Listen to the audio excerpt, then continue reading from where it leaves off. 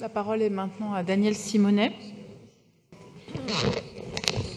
Oui, mes chers collègues, il faut évidemment repenser notre mode de développement, rompre avec l'hyperconsumérisme, l'obsolescence programmée des objets, prendre conscience que nos ressources naturelles sont finies et qu'il est impératif de sortir des énergies carbonées et du nucléaire. Bref, arrêter de penser que seul le développement économique prime et qu'au nom du dogme de la croissance, on pourrait continuer à construire n'importe quoi, n'importe comment, n'importe où, pourvu qu'on ait encore de la croissance. Bon, donc il faut sortir de tous ces cadres-là, et la question de l'économie circulaire est un axe essentiel.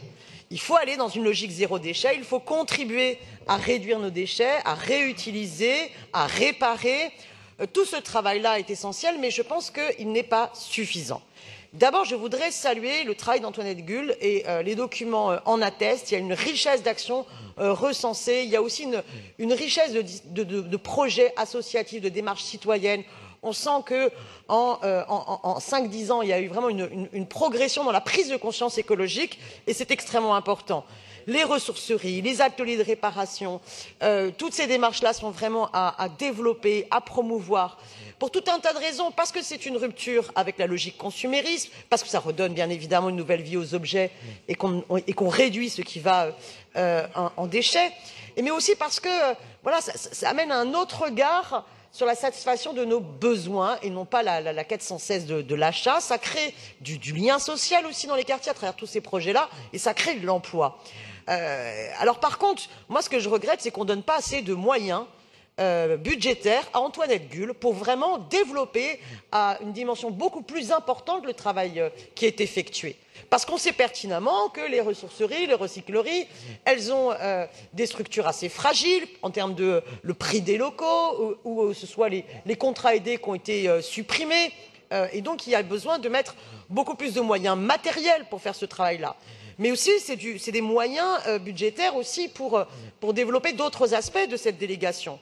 Vous regardez le site métabolisme.paris.fr, on est quand même sur des données qui sont souvent parcellaires, datées sur l'évolution des flux de matière dans Paris. Des données souvent insuffisantes. Bon, là, il y a un axe aussi à développer, mais ça demande des moyens. Je veux dire, ça se fait pas sans rien, ce travail-là. Maintenant, sur la question politique plus globale, pour en revenir à ma petite introduction, pour moi, j'y vois deux autres incohérences de la majorité parisienne.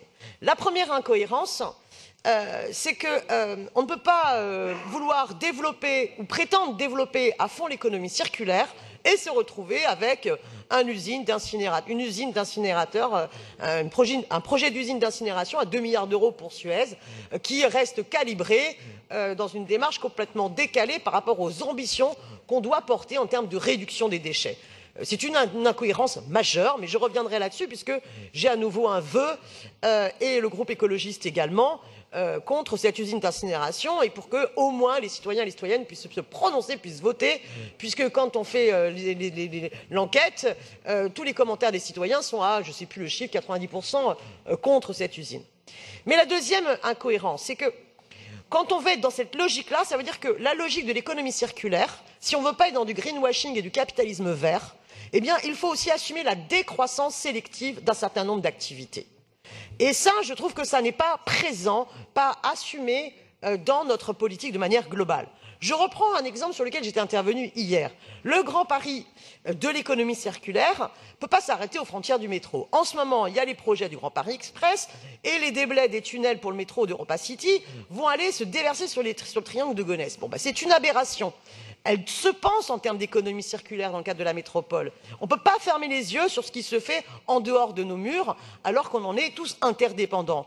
Si on privilégie la terre des remblais pour des constructions en terre crue, plutôt que la mauvaise économie circulaire façon Lafarge, qui utilise des vieux pneus pour faire son ciment, vous voyez que ça change la donne.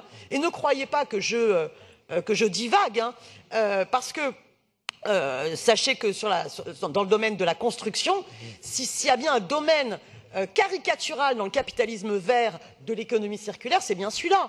Les cimenteries type Lafarge, il faut savoir qu'ils sont dans l'économie circulaire à réutiliser des pneus et même dans certains pays des déchets toxiques. Résultat, ils récupèrent de l'argent, ils sont payés pour utiliser cela à la place d'autres combustibles classiques type pétrole. Donc on les paye pour recycler nos déchets dans finalement leurs grands fours que sont toutes usines de ciment. Et résultat, ils peuvent revendre leurs droits poliers, alors que on sait depuis un bon bout de temps qu'on peut construire des bâtiments, y compris des tours de grande hauteur, avec de la terre crue, et donc des émissions de gaz beaucoup moins importantes. Et d'ailleurs, je salue que depuis l'exposition au pavillon d'Arsenal, Daniel Simonet. Je terminerai qu'on développe un projet très intéressant à Ivry. Donc merci vraiment, beaucoup. je termine. Vous avez déjà dépassé. Du bien vivre, ça fait décroître l'inutile et l'inégalitaire. Maintenant, je vais passer la parole.